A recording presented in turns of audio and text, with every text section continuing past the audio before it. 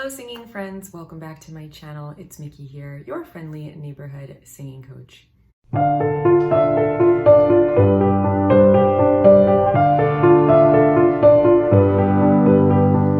Today I'm going to be doing a reaction request from Joshua Carlos, and he asked me to look at Marc Martel singing a cover of Queen's Who Wants to Live Forever. I have heard Marc before singing other Queen songs, but I've never heard him singing this particular Queen song. And actually, I hadn't heard this Queen song, believe it or not. You know, I know they're more well-known songs, but I don't know every song in their catalog at all. For those of you who aren't familiar with Marc Martel, he is a Canadian Christian rock musician from Montreal. And in 1999, he formed the band Down Here before going solo in 2013.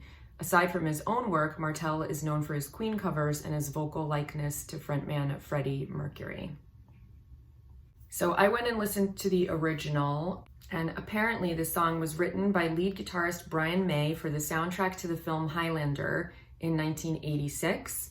And he wrote the song after seeing a 20-minute first cut of the scene of Heather McLeod's death. When I listened to the original, I was struck by how, all of Queen songs could be played in stadiums. You know, they were all like really epic and emotional, but this one was particularly less driving and more sentimental than some of their well-known hits. You know, this wasn't something that you would play to like pump up a team that's about to go play a football game, you know? This was more like a very emotional, sentimental ballad, but still obviously with like epic vocals and really lush orchestration. And you could see how the lyrics would fit with a scene in which a major character dies in a movie. They are, "There's no time for us, there's no place for us. What is this thing that builds our dreams yet slips away from us? Who wants to live forever? Who wants to live forever? There's no chance for us. It's all decided for us. This world has only one sweet moment set aside for us. Who wants to live forever? Who wants to live forever? Who dares to love forever when love must die? But touch my tears with your lips, touch my world with your fingertips, and we can have forever, and we can love forever. Forever is our today. Who wants to live forever? Who wants to live forever? Forever is our today. Who waits forever anyway?" So you could imagine, you know, I always think about that quote. I don't know who said it, but it's like how terrible it is to love something that could die. You know, I think that's what it is. I'm probably butchering it, but that idea that when you realize that everybody that you love is gonna pass away, the moment that you're born, you start dying. And that's a really terrifying thing, because if you really love somebody, the thought of losing them is like the most painful thing in the world. And that is evoked for me when I read these lyrics. It's a very powerful sentiment, and yet in a way you do live forever in people's memories and in the lives that you touch. And that's why it's important to live a meaningful life and have as great an impact as you can on the people that are important to you, I guess, or make as much as you can with the time that you have. So I think it's really wonderful lyrics, very simple but very moving. Let's check out Marc Martel singing this song, Who Wants to Live Forever by Queen. Before we jump in, just know that I'll be pausing at least once so that my video doesn't get flagged or blocked. Recently, I've been getting a lot more strikes than in the past, which is annoying. So I have to be extra careful and kind of chop things up a little bit more, which I know interrupts the flow of the song and is upsetting as a viewer. So as always, I'll be putting a link to the Uninterrupted video in the description box below, as well as a link to the original Queen song. That way, if you want to check that out first before you listen to me babbling on, you can do that without my interruptions first. Or, you know, if you want to listen to it at the end, whatever you want to do. And then I'll also put my other links down there for how you can get me to react to a song or artist of your choosing, and how you can find my online self-paced courses, or if you want to take a lesson with me one-on-one, I teach singing and piano, among a bunch of other things, but those are the most popular things. All right? This is from 2020. There's a blurb in the video description box.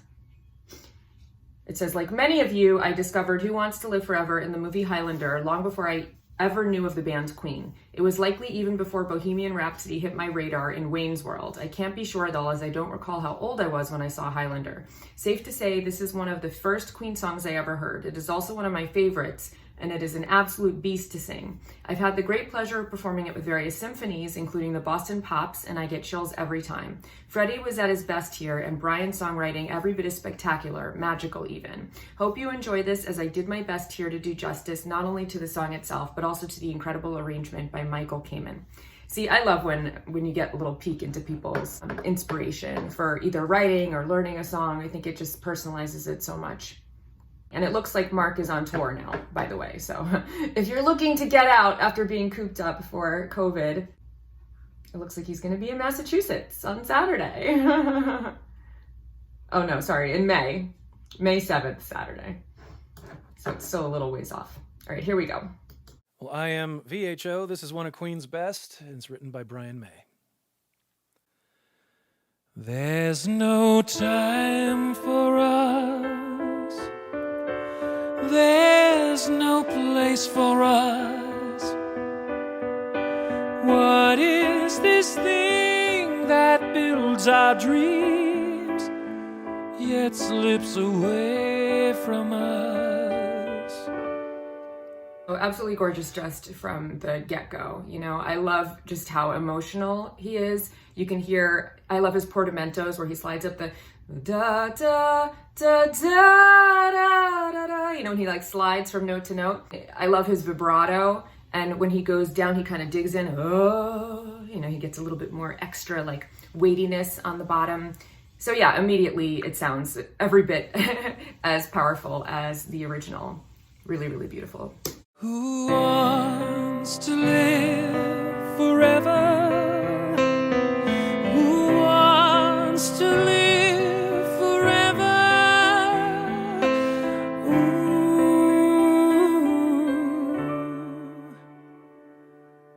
There's no chance for us. It's all decided for us.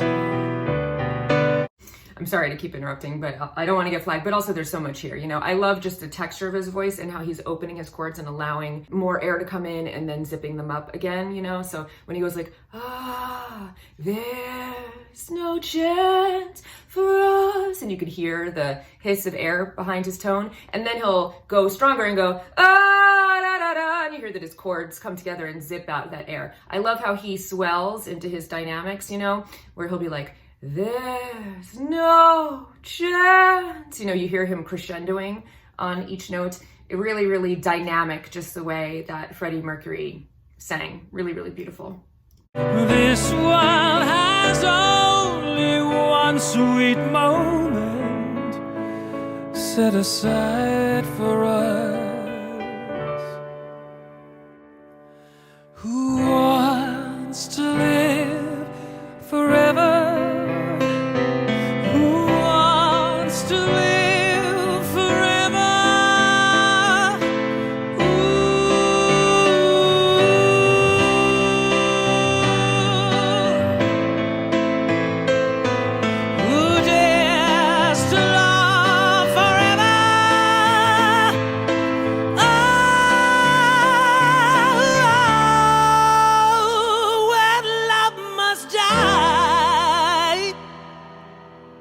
Wow, really, really good. So I love that it's funny because you can see how obviously he has to have a real understanding of the way that Freddie sang. And if you watch his singing apparatus, if you watch his mouth, his tongue, his lips, his teeth, he starts to look like Freddie, even though physically he doesn't really look that much like Freddie. You know, when I think of Freddie, I think of like this really skinny kind of guy. Their faces they have some similarities in their features, but they look very different. And he starts to look like him because of the way that he's moving his mouth, you know, and you can tell that he's really studied how to make his sound by imitating the shapes of the resonant cavities and the way that he's using the various parts of his anatomy to imitate that sound. So that's really incredible. I've never been good at doing impressions, you know, and this is like a singing impression, and I'm always really impressed by that. I also love his piano playing. He sounds great, just like Freddie was a wonderful pianist. And you can hear how he knows how to use just the right amount of nasality to get that twang, you know? Who dares to live forever? And the way way that he morphs his vowels and kind of like spreads his teeth at the end. His vowels are not pure, you know, but he uses a lot of expressiveness just like Freddie did. And then when he went up for that chorus, how he was able to turn on the grit and introduce a little bit of distortion into his tone. And it's just incredible, you know, having that control and being able to go from really clean tone and crystal clear zipped up notes when he's going high, and then suddenly start twisting that dial to introduce a little bit of distortion effect into his singing.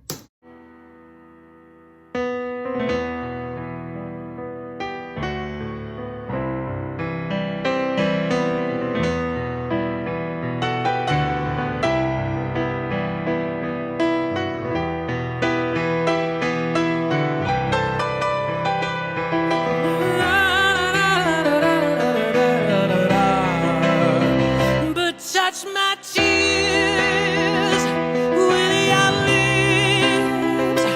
Touch my world with your fingertips.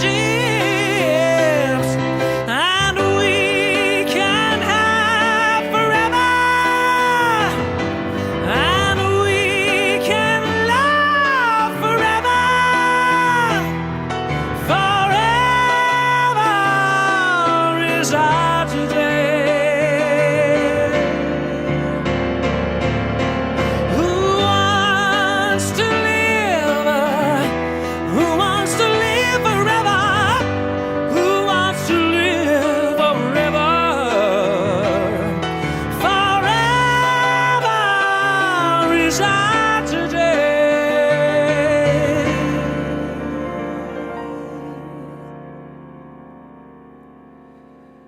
Who waits forever anyway?